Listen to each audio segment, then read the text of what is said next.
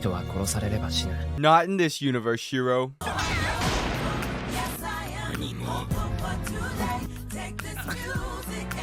That's right, we're gonna go all the way back to where it all began. Fate, Stay Night. Why did I wait to do this anime last? Well, because a single person told me that I was stupid for watching it in the wrong order. And like a middle-aged mom at Subway who didn't have her bread toasted long enough, I wasn't gonna let this kind of disrespect slide, even though I was wrong. As always, it's up to me to change the name of this anime to something a bit more realistic. That time I fell in love with a minor. Fate, Stay Night, limited budget works, and finally self-sacrifice. No, seriously, how many people are gonna jump in front of a sword? If you think that the greatest thing in all of Fate is still this CGI dragon, be sure to subscribe to my channel and join my Discord. Let me give you a satire synopsis of this anime, which will contain spoilers. Ah yes, we start at the classic Shiro flashback. I wonder if they'll replay this scene 2,000 times. We start with everybody's favorite NPC with only 4 lines of dialogue, Shiro, as he does the most interesting sit-ups I've seen in years, and I've gone to Planet Fitness. Then it does about the same thing as the other Fate paths. Shinji asks him to stay overnight to clean, he sees something that he shouldn't have, gets folded, Rin resurrects him, just for him to get folded again, before summoning everybody's favorite father, Saber. After Lancer hits the dash, Saber absolutely obliterates Archer in the first 5 seconds of their fight. After seeing his amazing Saber, Rin explains that he's been selected as one of the 7 Masters of the Holy Grail War, which is a battle royale in which masters and servants fight to the death to get a wish granted from Shenron. After being gaslighted into joining the Holy Grail War by Kirei and Ren, he decides that he'll do it to become a hero of justice. I wish I never had to say that line again. On their way out of Sunday school, they run into... Is that Ilya from hit anime Prison Ilya? Unlike most Fates, there's something different about this Saber. She is constantly getting her ass beat, but Shiro is coming to the rescue. Ooh, good thing he did those sit-ups. Let's go to the Rin reaction cam. Get the fuck up. What's wrong with you? Go hospital later. Have a drink. After quickly healing with the power of protagonist, Rin decides it's time to murder him. I will point out the differences between this and Bladeworks, and as you can clearly see, this version is far superior. After getting folded to protect Ren, she immediately signs up to become the newest member of Shiro's harem. Turns out that Shinji is the master of Rider who attacked him earlier. He invites Shiro for some friendly negotiations. Wow, okay, they really decided to just talk and leave. I feel like they're forgetting that there's a war going on that could have been solved by killing Shiro. Rin moves in shortly after because we can't deviate too much from the sacred text. I mean, yeah, this is a romantic sitcom with swords. After Saber goes to her rebellious stage because she's a strong, independent woman who has a helicopter parent, Shiro gets a training arc. One day, while going for a nice stroll, he runs into Ilya. No! You sent the embodiment of Satan to kill me! Shiro will now face off against Shinji. Let's see how that goes. Why are you running?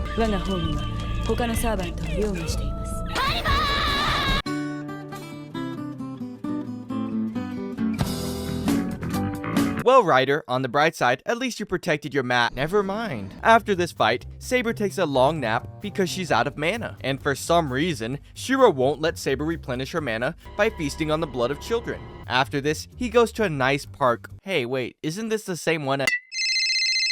Yeah. Hello, Amber Alert? Yes, I'd like to report a missing child. In order to rescue him, they leave Archer behind to fight Berserker, which may have been the best fight of the anime. Before dying, he was able to take out 5 of Heracles' 12 lives, which is important information for later. In order to help Saber recover, Shiro's gonna give her some of his magical circuits. In my 3 years that I studied at Hogwarts, I've never heard of this requirement for spells. But who's complaining? Time for the big fight. Rin uses Make It Rain attack, taking away one of his lives. And together, they use Teamwork Sword attack to kill him again. Alright, 5 lives to go. What's going on? According to my calculations, this is stupid. No, Lunar, it's actually more like a health bar. Don't care, still dumb. Well, may as well add the lolly to the harem house. But that does leave the question. Who are the other masters? Hey man, I decided to pop into the plot to mention that our teacher Kazuki and his wife recently moved into the temple where you summon the Holy Grail. Alright, bye. How about that? Time to jump Kazuki, which leads to him folding Saber, punching Rin in the boob for some reason, yoinking Sakura to turn her into the Grail, then dipping. Saber beats Assassin, Shiro gets folded, Rin hugs Sakura, Gilgamesh. Wait, Gilgamesh? Ain't no way that caster goes out this easily. Also, what is he aiming at? After this, Saber and Shiro have a bit of a lover's quarrel until Gilgamesh shows up, because Saber is his waifu, and if he can't have her, nobody can. Saber looks pretty dead from here, so that only leaves. Don't even know why bother at this point. He retreats after they combine her sword with his scabbard. That's what she said. Shiro goes to see his best friend Kirei. Well, we found out who Lancer's master was. Saber enters the scene. Is there a reason they left Shiro alive? I mean, it's fine. It's fine. Everybody's doing it. If one more person does it, it's not that big of a deal. Gilgamesh appears, who reveals himself to be working with Kirei. Lancer's not about to be nobody's side chick though, so he changes sides. Lancer classic. Kirei abducts Ilya to use her to make the Grail. Now it's time for the final fight. At least they have a strategy this time, which is to do the same thing repeatedly until it works. Can't be that easy.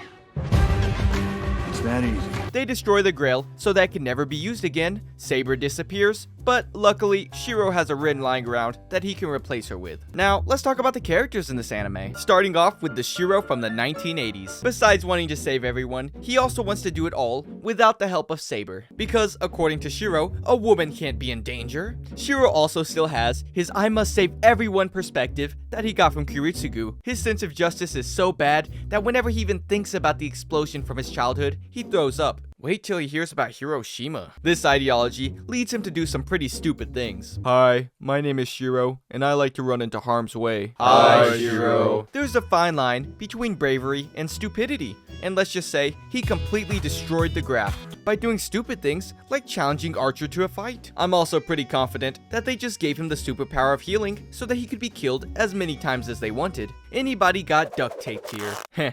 That looks like Saber, the character that I never really understood why people simped over her so hard. But I think I see it now. 私の素肌を見たところで気にすることはないと言いたいのです。 I mean, you don't see this Saber in any other timeline. This Saber is kept out of combat quite a few times since Shiro doesn't want a woman to get hurt, which, after seeing what happened to her almost every fight, kind of makes sense. 90% of this anime consists of her arguing with Shiro that basically goes nowhere because Shiro always has a sound argument. Nuh-uh. Not to mention, after all that, she still has to put up with Gilgamesh. 私は誰のものにもならない。私は女である前に。 What do you mean by that? I really hope that was just a mistranslation. Best girl tier. The greatest duo of the anime, Rin and Archer, who only travel around by flying. The dynamic duo of Rin with her special magic of gun and Archer with his power of swords. Together, nothing can stop them, except literally everybody they go up against. Archer no longer has his desperate desire to kill Shiro, so good for him. Rin, on the other hand, got nerfed. They decreased her tsundere level to hate you slightly more than usual. Saber lovers tier. Shinji and Ryder. On one hand, you have the best friend of Shiro since middle school, who was once a normal guy like me and you. Until one day, he was rejected by Rin, which began his villain arc. Rumor even says that he started a podcast called Nice Guys Finish Last. On the other hand, we have Ryder, the servant that for some reason doesn't kill her opponents. Instead, she just stabs them a few times. I'm also convinced that it was in her legally binding contract that she must pose like this in all shots. Dead tier. Ilya, the character that falls near Shiro every 2 seconds so that he can catch her. Don't get me wrong, I like Ilya, but she was creepy as hell in this anime. もう一度だけ聞いてあげる。シロ、私のものになりなさい。 I mean, she's just grooming my poor boy Shiro since she is an adult and all. However, I do have to give her props since she is the one who killed Shinji because the only good Shinji is still a dead Shinji. Abductor tier. 俺はうなずけない。 Speaking of creepy characters, we get by far the creepiest version of Gilgamesh. I mean, his only reason for joining the Holy Grail War is to pick up chicks, which is fine. But he does it in a certain restraining order type of way. 泣き叫ぶ顔を踏みつけその腹が身ごもるほどの泥を飲ませ